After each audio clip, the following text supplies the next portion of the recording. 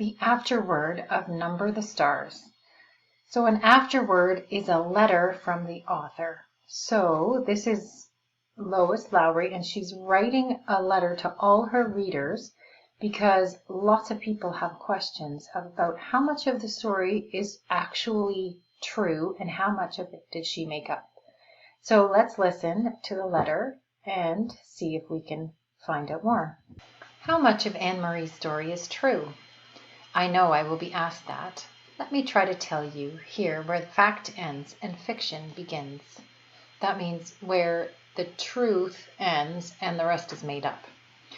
Anne Marie Johansen is a child of my imagination, though she grew there from the stories told me by my friend Anneliese Platt, to whom this book is dedicated, who was herself a child in Copenhagen during the long years of the German occupation. I had always been fascinated and moved by Anneliese's description, not only of the personal deprivation that her family and their neighbors suffered during those years, and the sacrifices they made, but even more by the greater picture she drew for me of the courage and integrity of the Danish people under the leadership of the king they loved so much, King Christian X. So I created little Anne Marie and her family, set them down in a Copenhagen apartment on a street where I have walked myself, and imagined their life there against the real events of 1943. Denmark surrendered to Germany in 1940. It is true. And it was true for the reasons that Papa explained to Anne Marie. The country was small and undefended, with no army of any size. The people would have been destroyed if they had tried to defend themselves against the huge German forces. So, surely with great sorrow, King Christian surrendered, and overnight the soldiers moved in. From then on, for 5 years they occupied the country, visible on almost every street corner, always armed and spit-shined. They controlled the newspapers, the rail system, the government, schools and hospitals, and day-to-day existence of the Danish people. But they never controlled King Christian. It is true that he rode alone on his horse from the palace every morning, unguarded, and greeted his people. And though it seems so charming as to be the flight of an author's fancy, the story that Papa told Anne Marie of the real soldier who asked the Danish teenager, "Who is that man?" that story is recorded in one of the documents that still remain from that time.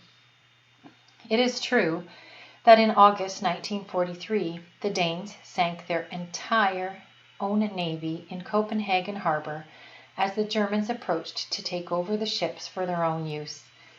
My friend Anneliese remembers it, and many who were children at that time would have been awakened, as little Christy was, by the explosions and the fiercely lighted sky as the ships burned.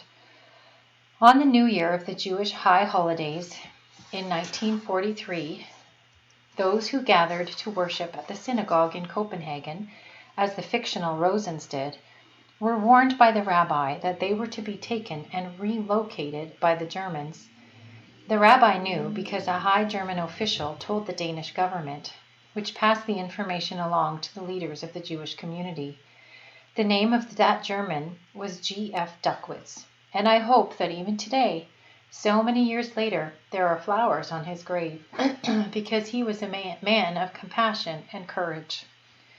And so the Jews, all but a few who didn't believe the warning, fled the first raids. They fled into the arms of the Danes, who took them in, fed them, clothed them, hid them, and helped them along to safety in Sweden. In the weeks following the Jewish New Year, almost the entire Jewish population of Denmark, nearly 7,000 people, was smuggled across the sea to Sweden. The little hand-hemmed linen handkerchief that Anne Marie carried to her uncle, surely something made up by an author who wanted to create a heroine for a fictional little girl, out of a fictional little girl. No, the handkerchief as well is part of history. After the Nazis began to use police dogs to sniff out hidden passengers on the fishing boats, Swedish scientists worked swiftly to prevent such detection. They created a powerful powder composed of dried rabbit's blood and cocaine. The blood attracted dogs, and when they sniffed at it, the cocaine numbed their noses and destroyed, temporarily, their sense of smell. Almost every boat captain used such a permeated handkerchief, and many lives were saved by the device. The secret operations that saved the Jews were orchestrated by the Danish resistance, which, like all resistance movements, was composed mainly of the very young and the very brave. Peter Nielsen, though he is fictional, represents those courageous and idealistic young people, so many of whom died at the hands of the enemy. In reading of the resistance leaders in Denmark, I came across an account of a young man named Kim Malmbrun, who was eventually captured and executed by the Nazis when he was only 21 years old. I read his story as I had read many others, turning the pages, skimming here and there, this sabotage, that tactic, this capture, that escape. After a while, even courage becomes routine to the reader. Then, quite unprepared, I turned a page and faced a photograph of Kim Malmbrun. He wore a turtleneck sweater, and his thick light hair was windblown. His eyes looked out at me unwavering on the page. Seeing him there, so terribly young, broke my heart. But seeing the quiet determination in his boyish eyes made me determined, too, to tell his story and that of all the Danish people who shared his dreams. So I would like to end this paragraph with a paragraph written by that young man in a letter to his mother the night before he was put to death.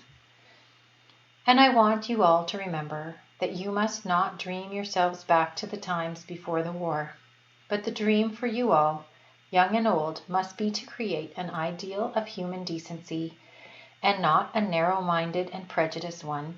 That is the great gift of our country hungers for, something every little peasant boy can look forward to, and with pleasure feel he is part of, something he can work and fight for.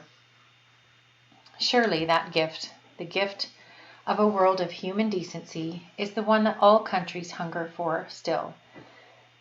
I hope that this story of Denmark and its people will remind us all that such a world is possible.